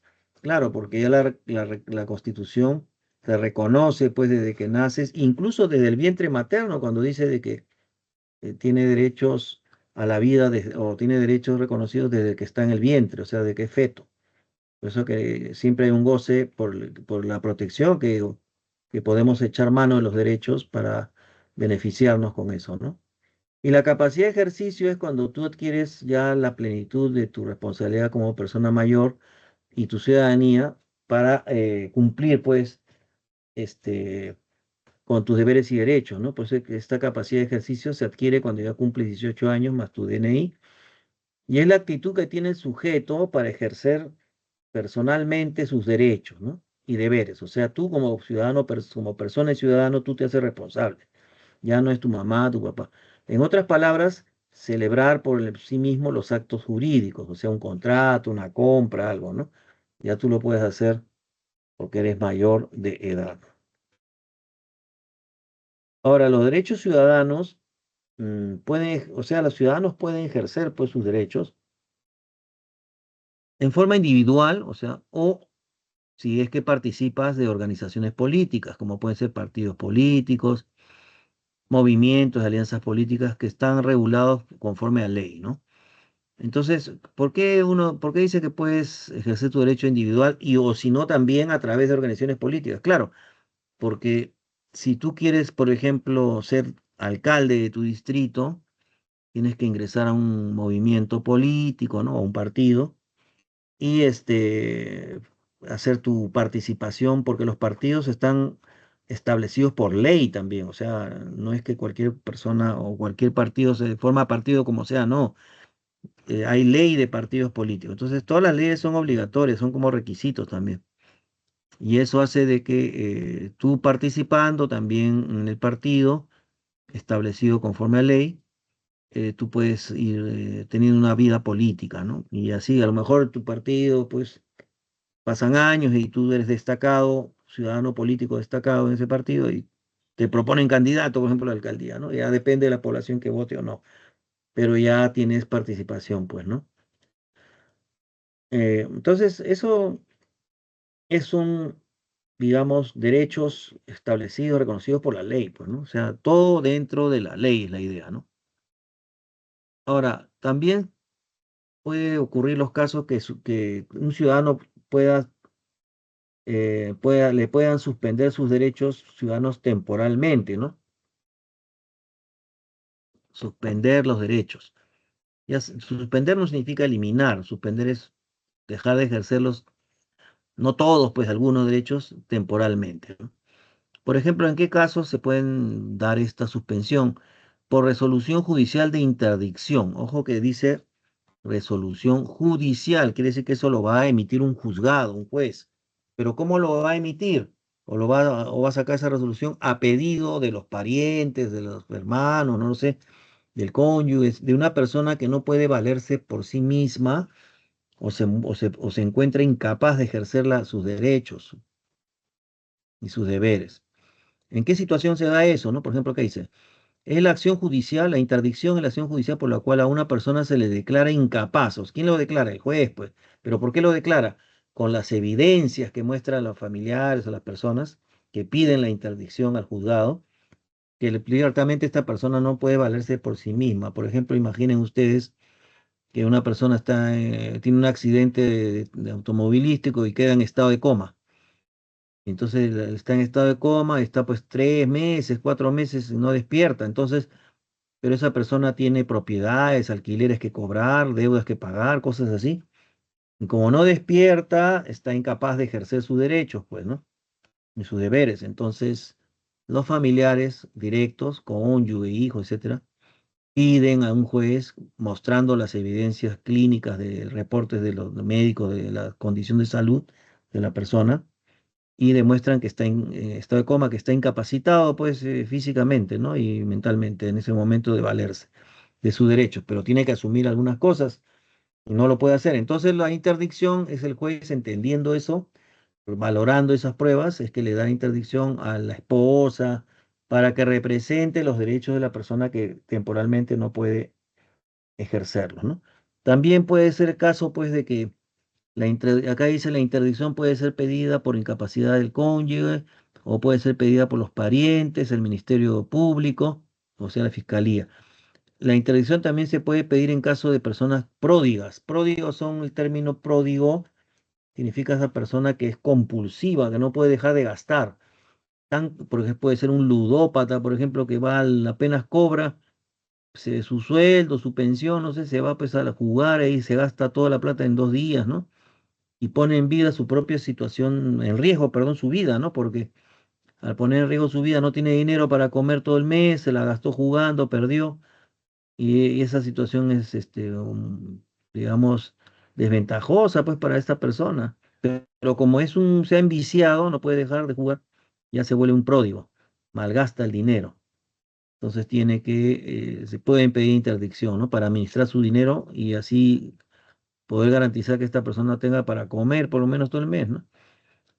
También la interdicción puede ser por el caso de los ebrios, o sea, los alcohólicos, por ejemplo, pues que también no se controlan porque paran digamos, con la adicción del alcohol, ¿no? Igual que los toxicómanos o los drogadictos también. No pueden contenerse, gastan, venden cosas de su casa con tal de seguir pues drogándose o tomando alcohol. Así que también todo eso para evitar que esta persona malgaste sus bienes, los parientes piden interdicción, por ejemplo. También puede ser en el caso de un autista, ¿no? Un síndrome de Down, son personas que llegan a 18 años, pues también, ¿no? Entonces, pero un autista, por ejemplo, que no hable, ¿qué cosa puede hacer? Pues no habla, no se comunica, ¿no? Está prácticamente en desventaja, pues,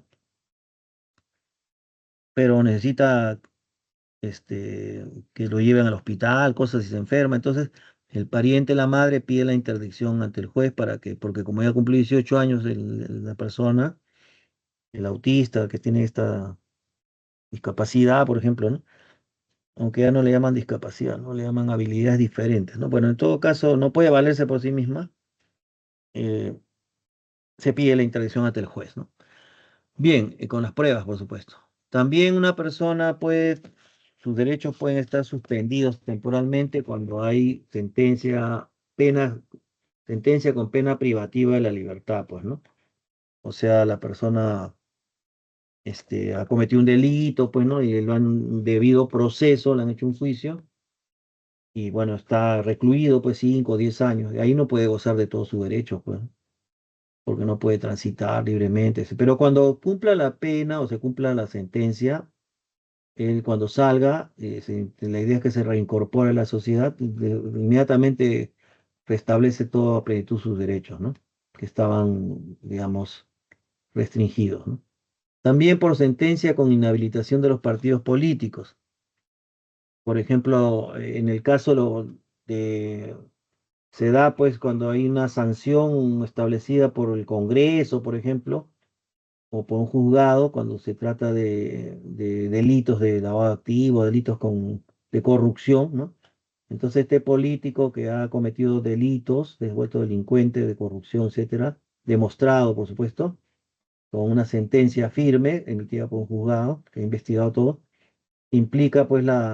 también implica la restricción temporal o hasta a veces en casos que muy graves, definitiva, de que este ciudadano corrupto, ¿no? Que ha cometido estos delitos pueda ejercer sus derechos políticos o participar en un cargo, postular un cargo público, ¿no?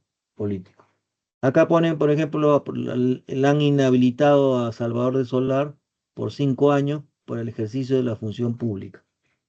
Claro, porque él lo implican con esto del cierre del Congreso que hizo Vizcarra, él era el primer ministro, si no me equivoco, y luego han evaluado que su participación, pues, bueno, los congresistas, pues ustedes saben, ¿no?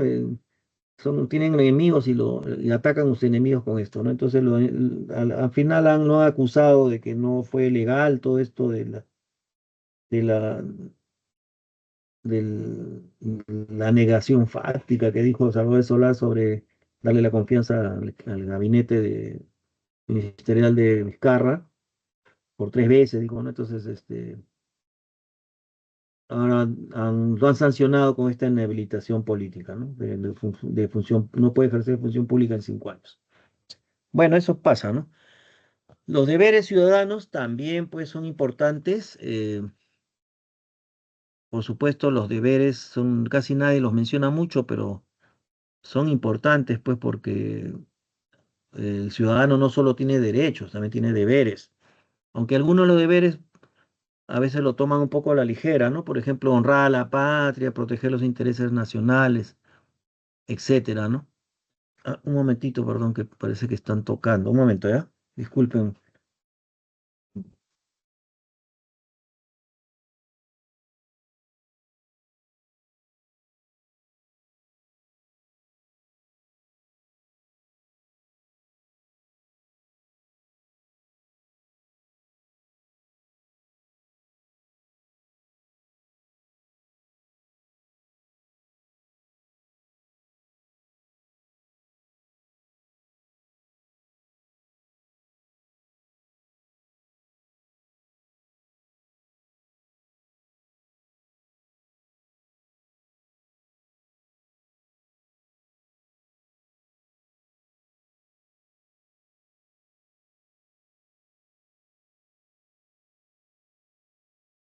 Bien, bien, a ver, disculpe.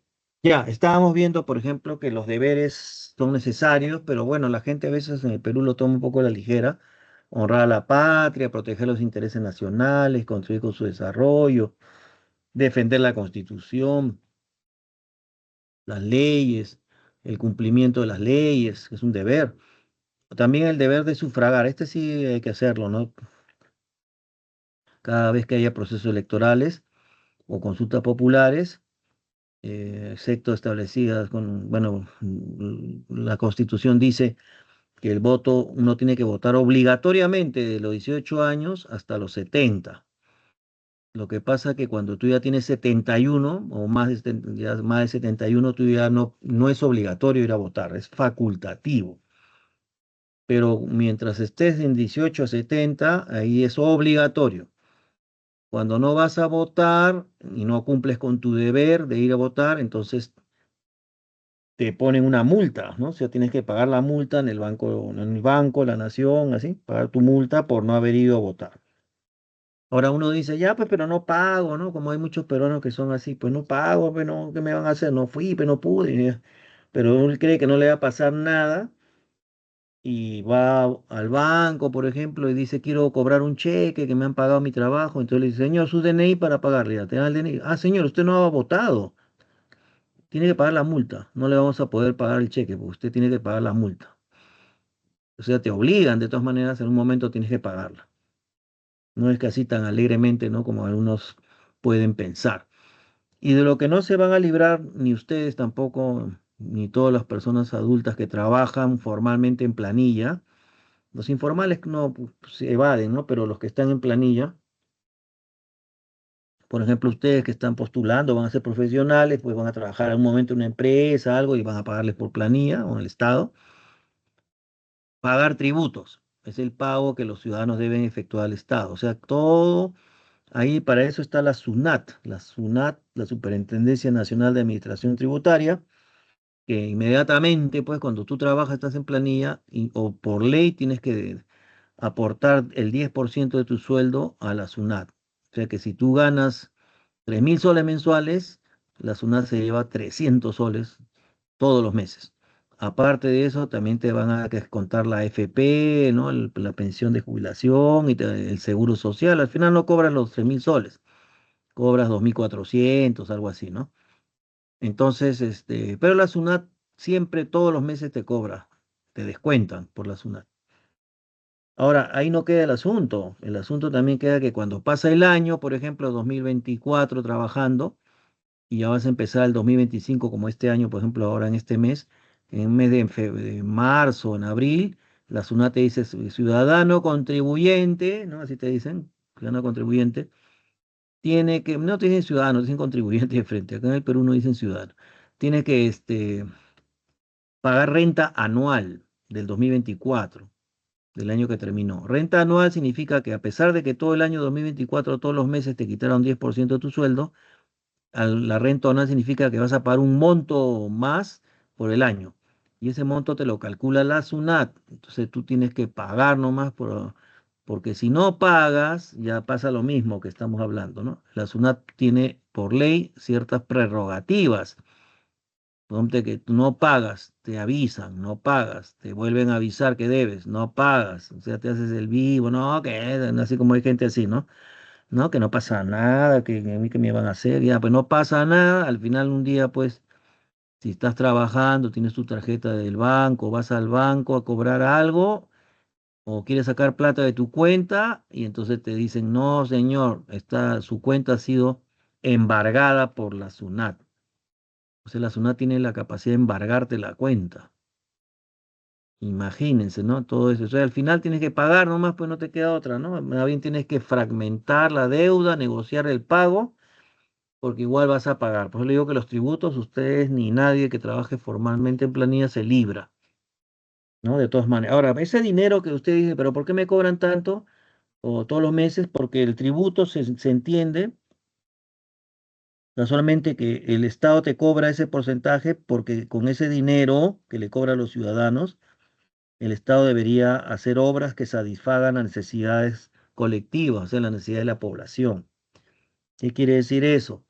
De que el ciudadano puede, pues, debería esperar que con el tributo que te descuentan a todos, el Estado debería hacer hospitales, postas médicas, colegios, universidades nuevas, así, ¿no? Pero vemos que no hacen nada casi porque ya sabemos cuál es el destino de este dinero mayormente, ¿no? La corrupción, pues, ¿no? Ese es el gran problema en realidad, ¿no? El problema no es pagar tributo, el problema es que hacen, pues, bueno, también pagar es un deber, pues, ¿no? Un deber. Dice acá, mecanismo de pagar tributos, digo, es un deber, ¿no? Mecanismo de participación ciudadana también es reconocido por la ley, en el cual los ciudadanos tenemos derecho fundamental para el ejercicio y de esta participación, porque la democracia también se fortalece cuando el ciudadano participa, ¿no? En la política, en actos públicos, ¿no? Y de esa manera, este ejercicio ha ido afirmándose y extendiéndose a lo largo de los años, para que el ciudadano está tomando conciencia de que puede participar, de acuerdo a ley. Y este proceso de participación ciudadana se expresa también en las múltiples formas en que la legislación o ley nacional reconoce, regula y garantiza la intervención de la ciudadanía en cada una de las fases de las políticas públicas, o sea, de políticas que afectan o que tienen que ver con el destino y el bienestar de la sociedad, la nación. En estos mecanismos de participación, todos los ciudadanos tienen derecho a elegir y también a ser elegidos si participas, opinar en asuntos públicos, en colaborar y tomar decisiones en la gestión del desarrollo de la comunidad, en vigilar incluso y controlar la buena marcha de la gestión pública. Por eso vamos a ver que hay mecanismos de revocatoria y remoción, ¿no?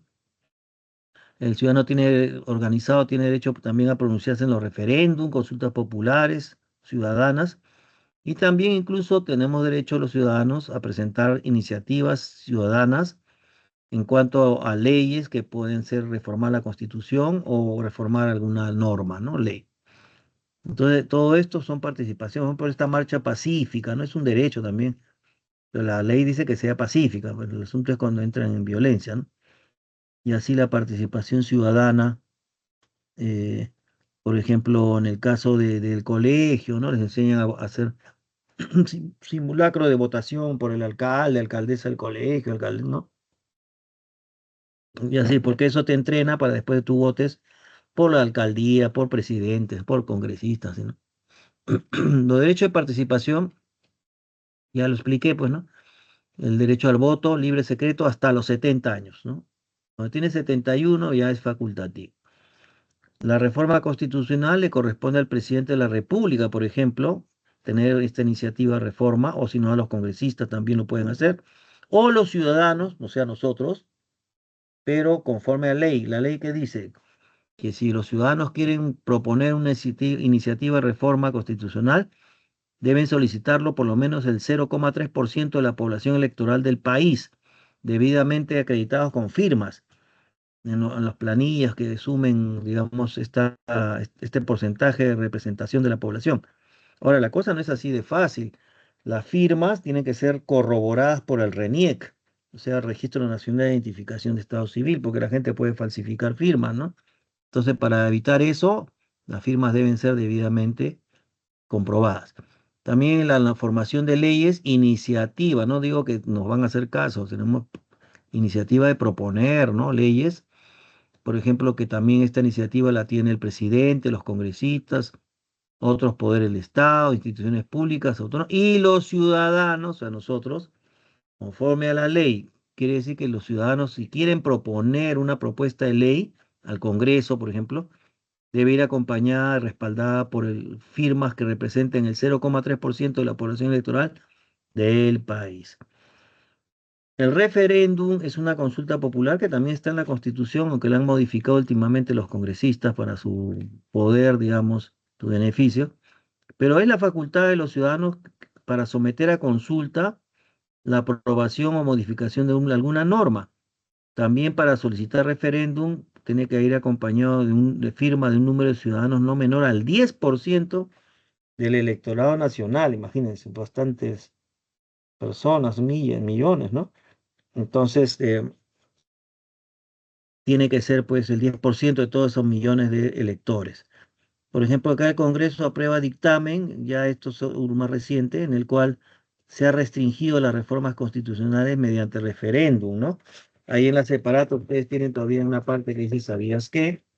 Que el Congreso con la ley número tanto modifica el artículo 40 y 44 de la Constitución, presentando que cada informe o cada reforma constitucional debe ser aprobada primero por el Parlamento, o sea, por los congresistas, con mayoría todavía absoluta de sus miembros, y que el referéndum sobre esos temas de modificación de normas, etcétera, solo será convocado por el presidente de la República por disposición del Poder Legislativo, independientemente del número de firmas que los ciudadanos puedan, que lo soliciten, ¿no? O sea que al final esto lo está manejando el Congreso, pues, ¿no? Y al referéndum me refiero.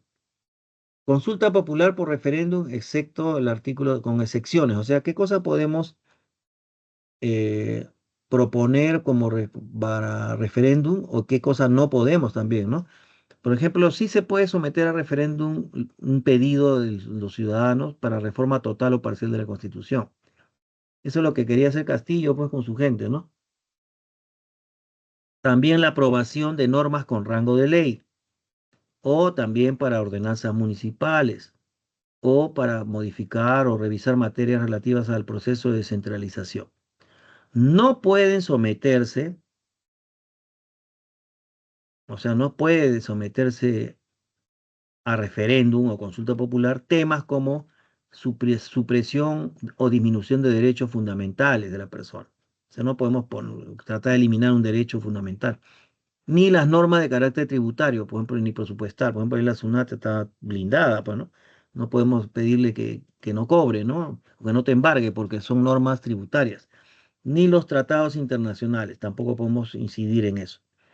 Aquí está lo que les leí de que, bueno, acá tenemos esta ley pues que ha sacado el Congreso, que dicen ellos que fortalece el proceso de aprobación de leyes y de reforma, y modificó los artículos 40, como les digo, de la Ley de Derecho de Participación y Control Ciudadano, donde señala que para una reforma constitucional debe ser convocada por el presidente, por disposición del Congreso. O sea, los ciudadanos quedamos tercer lugar.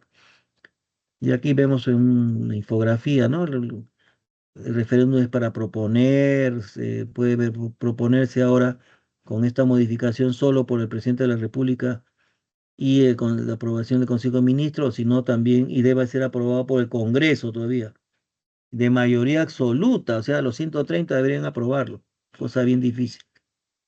Y la votación ciudadana, etcétera, ¿no? Bueno, derecho de control ciudadano, tenemos derecho de controlar a nuestros funcionarios públicos de varias maneras. Por ejemplo, si los hemos elegido por votación, ¿a quiénes elegimos por votación? A varios, pero no a todos le podemos aplicar revocatoria de autoridades. La revocatoria es el derecho que tienen los ciudadanos para destituir de sus cargos autoridades locales, regionales y jueces de paz. Jueces de paz son los jueces que son elegidos por votación en las comunidades, ¿no? Campesinas, etcétera. No es necesariamente un abogado, es una persona de la comunidad muy respetada y que hace de veces de conciliador más bien, pero no es designado por el Poder Judicial ni la Junta Nacional de Justicia. Por lo tanto, es un juez de paz por votación. Y si es por votación, se le puede aplicar a revocatoria, que debe ser acompañada del 25% de firmas del electorado nacional, local, mejor dicho.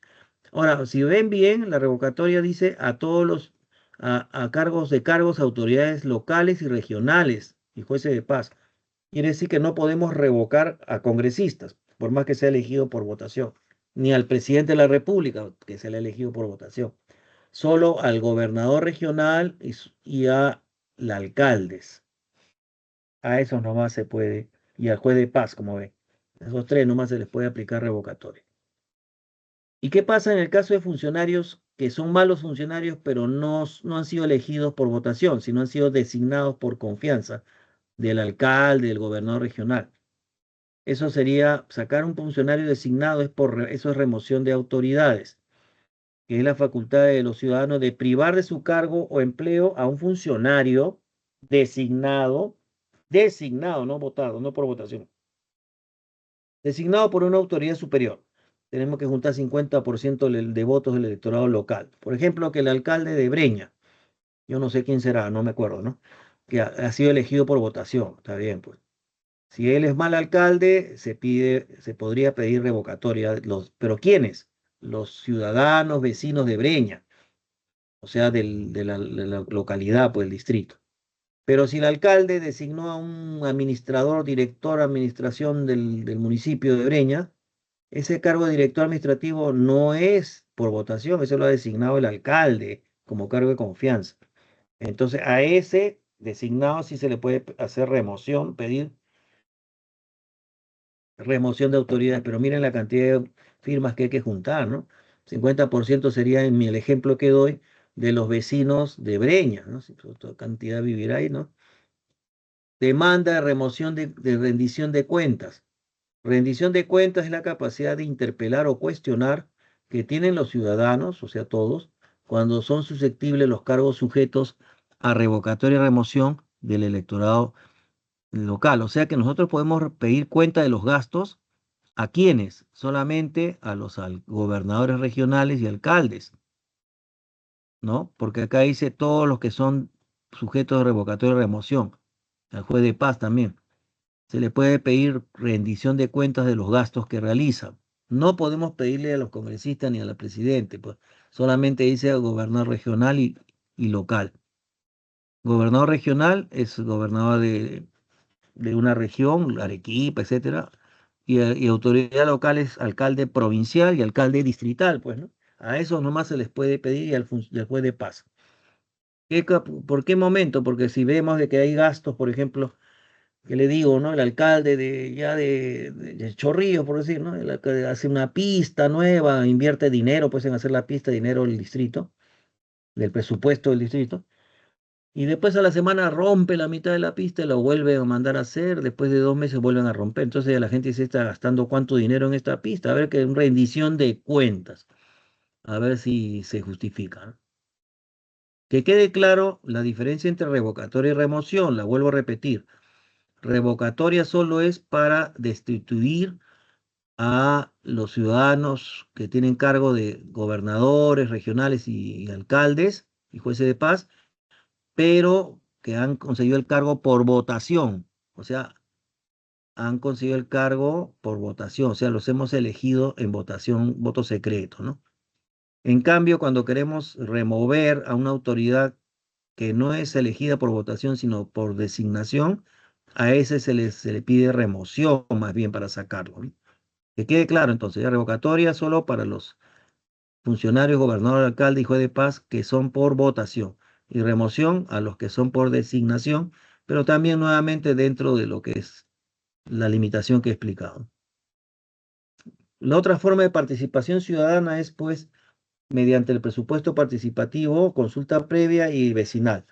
Presupuesto participativo es pues cuando también por ley este instrumento de presupuesto participativo significa que las autoridades regionales, locales, pueden coordinar con organizaciones de la población para que participen en qué van a gastar o van a orientar los recursos económicos asignados para este proceso.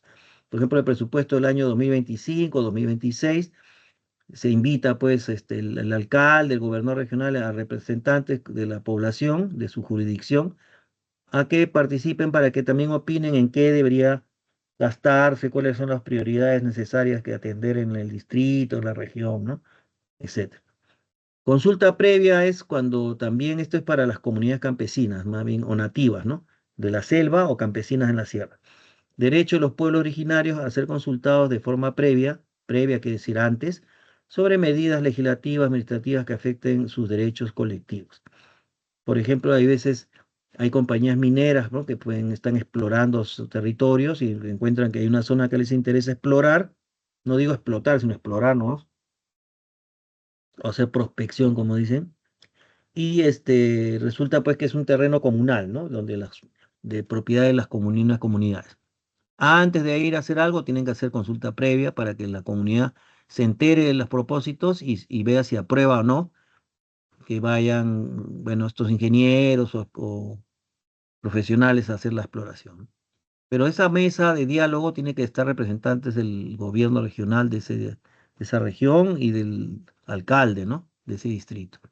Y más los comuneros, pues miembros de la comunidad para escuchar la exposición y los pretensiones de estas empresas, ¿no? De ir a explorar esas. Entonces, la comunidad le da permiso, se llama licencia social, ¿no? La consulta vecinal, también por demarcación territorial, es otra forma en la cual hay ciudadanos que viven en límites de distritos, por ejemplo, ¿no? O límites de un distrito con otro, y a veces no está definido a quién van a pagar los impuestos, si a una municipalidad X o a la que están vecina, porque ellos se encuentran en un límite entre distrito, por decir Magdalena, San Isidro.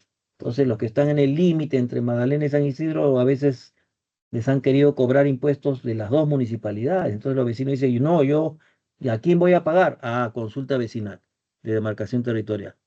Entonces los ciudadanos también por voto secreto de estos distritos que están en este límite pueden votar para ver a quién van a pertenecer, ¿no? Si a Magdalena o a San Isidro. O sea, así democráticamente ellos pueden definir su situación, ¿no? Bien, ¿alguna pregunta? Ahí dejo las claves, mientras aquí quieren preguntar. Copien las claves. Si alguna pregunta la pueden hacer, porque quedan 5 minutos nomás, creo. Sí, pues 4 ya casi. Copien las claves 1C, 2A, 3D y 4E de Esperanza. 1C de casa, 2A de ave o de avión, 3D de día y 4E de Esperanza. Copien las claves, por favor, para ver si podemos resolver, aunque sean unas dos.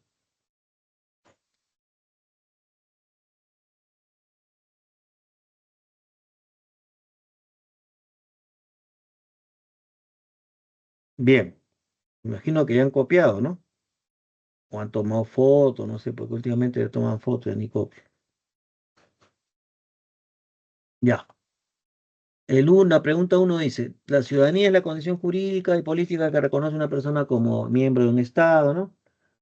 Otorgándole derechos y deberes dentro de la comunidad. En relación a lo mencionado, verdadero o falso, ¿no? Y nos dice que es la letra C. Solo es verdadero la número 2.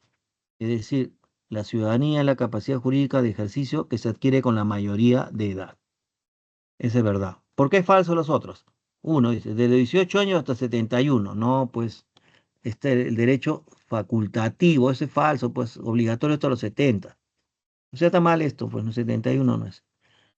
3, el derecho de todo ciudadano es defender la Constitución ley. Sí, suena bien, ¿no? Pero no es un derecho, pues es un deber. Por eso es falso. Las personas interdictas pueden ejercer su capacidad jurídica de goce. Bueno, eso es relativo porque no es verdad porque los interdictos casualmente le, le restringen suspenden sus derechos y lo pasan a otra persona por el que son incapaces, puede gozar, digamos, responsablemente de sus derechos. A ver, El ejercicio 2 dice, los derechos ciudadanos no se pueden perder de manera definitiva, ya que forman parte inherente de la condición ciudadana. Sin embargo, en ciertas circunstancias establecidas por la ley pueden ser inhabilitados. En relación a lo expuesto, indique en qué casos pueden ser suspendidos los, ¿no? temporalmente. La letra A, en 2 y 4. 2, cuando hay se pueden suspender temporalmente cuando hay sentencia de pena privativa de libertad emitida por un juez. Y 4, con inhabilitación política a un exministro de Estado por malos manejos de recursos, o sea, por corrupción.